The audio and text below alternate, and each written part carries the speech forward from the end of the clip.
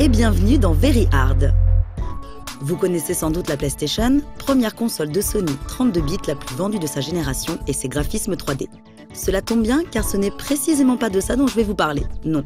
Aujourd'hui, nous allons aborder une de ses grandes problématiques, sa protection contre le piratage.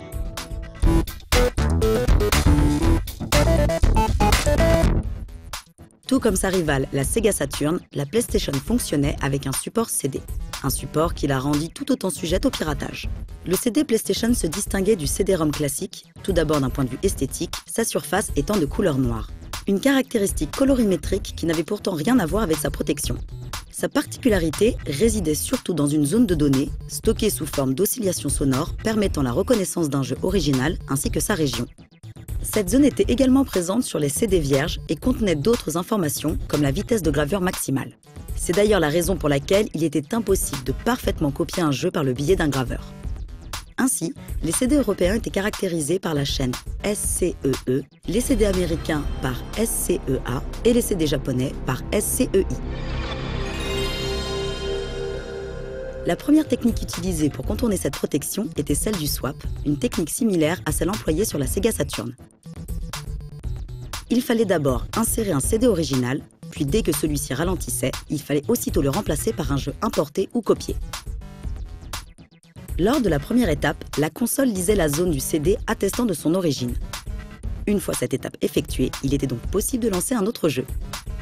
Mais cette méthode fut rendue caduque sur les modèles suivants de la PlayStation, Sony ayant modifié le processus de lancement.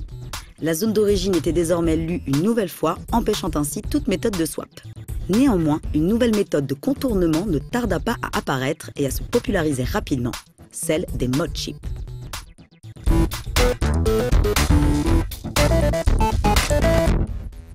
Le mod chip était un microcontrôleur PIC.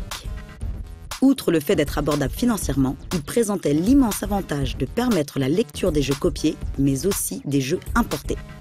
Son fonctionnement était plutôt simple. Lors du contrôle effectué par la PlayStation, le mod chip patchait à la volée le signal du contrôleur en lui transmettant la donnée de région correspondante, lui faisant ainsi croire qu'il lisait bien un jeu original et de la bonne région. La région en question était définie par le BIOS de la console et différait selon celui-ci. Sony se basa sur cette particularité pour lancer sa contre-offensive. Apparue au Japon avec le jeu Pocket Mumu, cette nouvelle protection interrompait la lecture du jeu en cas de présence d'un mod chip. Pour la contourner, apparurent ce qu'on appelait les mod chips furtifs. Ceux-ci se désactivaient après la phase d'authentification, rendant alors leur détection impossible. Mais outre les méthodes du swap et des mod chips, une troisième possibilité apparut afin de pouvoir tout lire sur la 32 bits de Sony, l'Action Replay.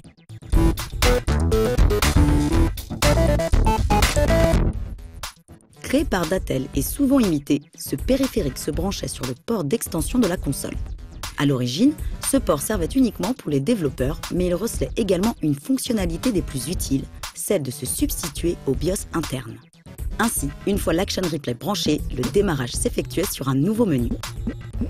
Peu de temps après son apparition, un développeur japonais créa un firmware alternatif nommé Kaetla, dont le but premier était de faciliter le développement sur PlayStation.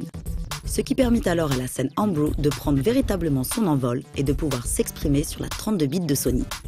Mais ce firmware fut également détourné de son usage principal dans le but de réemployer la méthode du swap. Désormais, une fois le jeu original inséré, le moteur s'arrêtait pour permettre de placer alors le jeu de son choix, qu'il soit gravé ou importé. La lecture reprenait aussitôt. Sony répliqua à cette nouvelle méthode de piratage en supprimant le port d'extension sur les modèles 9002 de la PlayStation. La riposte des pirates ne tarda pas avec la création d'un CD PlayStation permettant de lire tout type de jeu. Ce CD de démarrage devait être détecté par la console comme un original avant d'être remplacé par le jeu souhaité. Mais son pressage devant tenir compte des spécificités des jeux PlayStation, ce qui n'était pas à la portée de tous, cette nouvelle méthode resta assez confidentielle. Son autre inconvénient étant son impossibilité à lire les jeux d'une région autre que celle de la console. La technique des mod chips apparaissait alors toujours comme la meilleure méthode possible.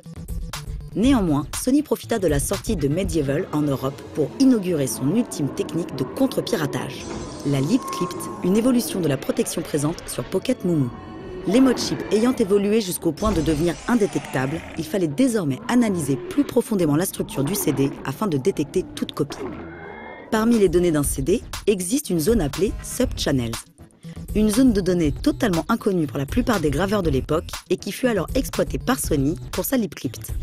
En pratique, le contrôle vérifiait d'abord si une Action Replay était branchée sur la console, ceci afin de rendre plus difficile l'analyse de la protection. Puis, les sub-channels du CD étaient détectés et grâce à eux, une clé était générée. Cette clé était ensuite vérifiée et si elle s'avérait fausse, le jeu se bloquait ou présentait des anomalies. La LipCrypt fut déclinée en 4 versions, devenant de plus en plus difficile à isoler.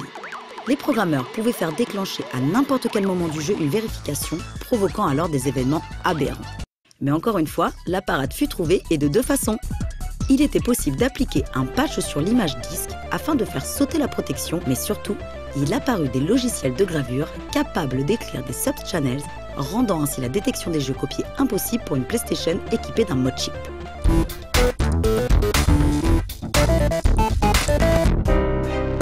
La PlayStation première du nom ne fut guère épargnée par le piratage. Malgré les contre-attaques de Sony, il était relativement facile de lui faire lire des jeux copiés. Certains pensent d'ailleurs que cela joue un rôle important dans la popularité de cette console. Une idée plutôt discutable quand on sait que la Dreamcast, si simple à pirater, fut un échec commercial. Mais ceci est une autre histoire.